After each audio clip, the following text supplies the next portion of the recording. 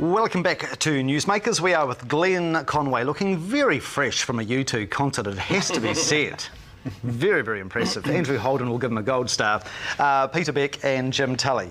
More people are unhappy with the tax changes than they are pleased, according to the first bunch of polls. And this is potentially a slow burner for National. Is this going to cause a bit of trouble, a bit of erosion in the political polls, or is this what we expected? How do you see it? Well, I certainly expected it, and I know a lot of other people probably did too. So whether we were conned or what, who can say? I mean, I think it is a slow burner. I think, you know, National is going through a really strong period, and their key asset is John Key.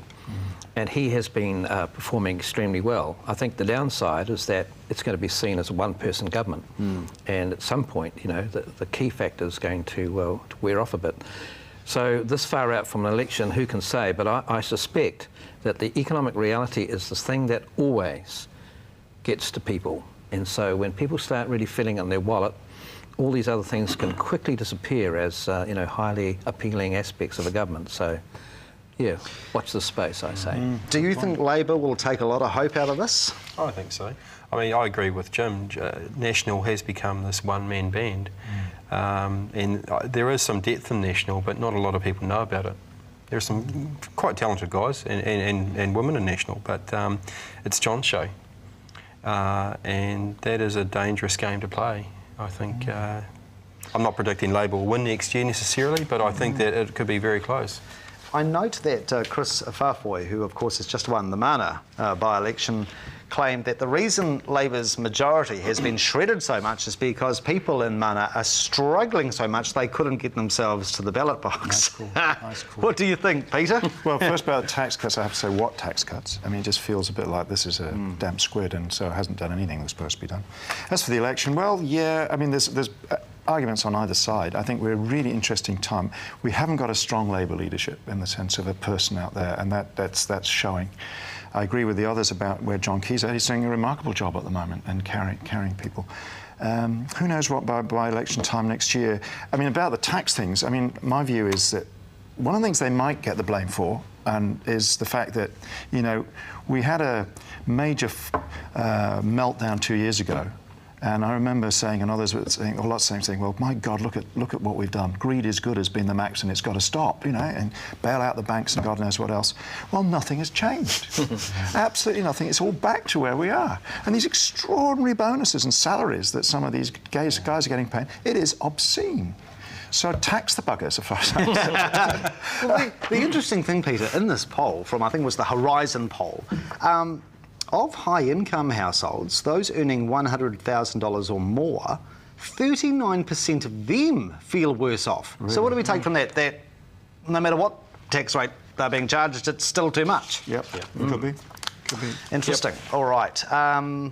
Princess Margaret Hospital. Should it be sold? Should it be bowled? Glenn? Oh, ask me last because I'm still getting my head around that one. All right. We thought he was fresh from the U2 concert. Not that fresh. Peter?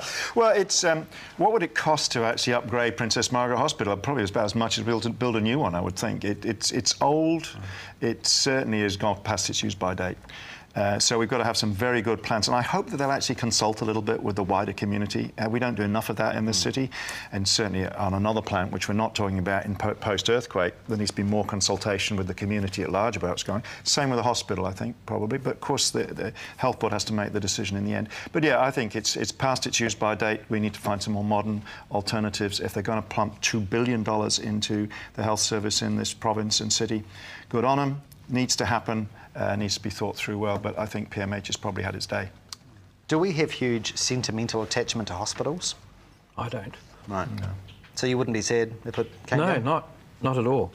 I think maybe, I shouldn't say this, but maybe some people would with St George's because it's got a certain kind of legacy about it. But, I mean, Princess Margaret Hospital, I know my cousin was born there, but I can't think of anything else that would have given me any kind of attachment to it. All right. Glenn? I come from smaller communities where hospitals are vitally important. There's history, there's moments in people's lives that happen in these hospitals. But I tend to think you're better off getting as best bang for your buck as you can. and whatever shape that takes, it should be. Fit for purpose. Yes, Yeah, absolutely. That's the key. All right.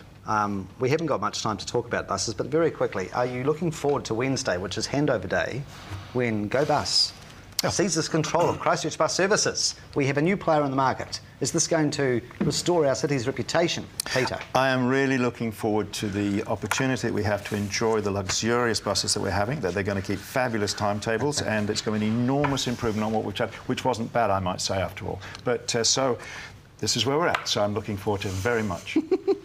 Any free shots, any shout-outs you wish to give, Glenn? The buses, I mean, I don't hold my breath for the buses working themselves out just at the moment. I think there's a bigger issue at play. I think the tendering process. Do you think that should be reviewed? Yeah, I do. I think it should actually be handled by another agency, quite frankly. I think. Who, the Christchurch City Council? Well, I don't know. Well, I'm sure they'd love to get their mitts on it, but I just think that it's a flawed system, and somewhere, somehow, someone needs to fix it. All right. We'll leave it there. Jim's over buses. Yes. Speaking of buses, our pick of the week. A very agile motorist in Auckland took a snap of this very dubious bus back last week. It's a school bus, right? It's a school bus exhorting the world to buy Jim Beam. Possibly not quite the type of booze bus New Zealand needs. There you go, only at Auckland. Glenn Conway was probably on it. Last week's question. Yes.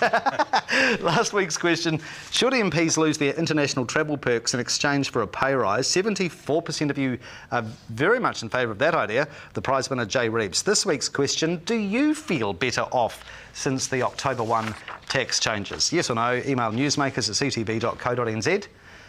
You can vote on the web, or you can use the post, and you will be in to win the MTA petrol voucher. Take yourself on a holiday to the West Coast. Liven up the economy over the summer break, and also the finest festive coffee from Starbucks. Thank you very much to our panel, Peter Beck, Glenn Conway and Jim Tully. Have a wonderful weekend, and we will catch up soon. Take care. Good night.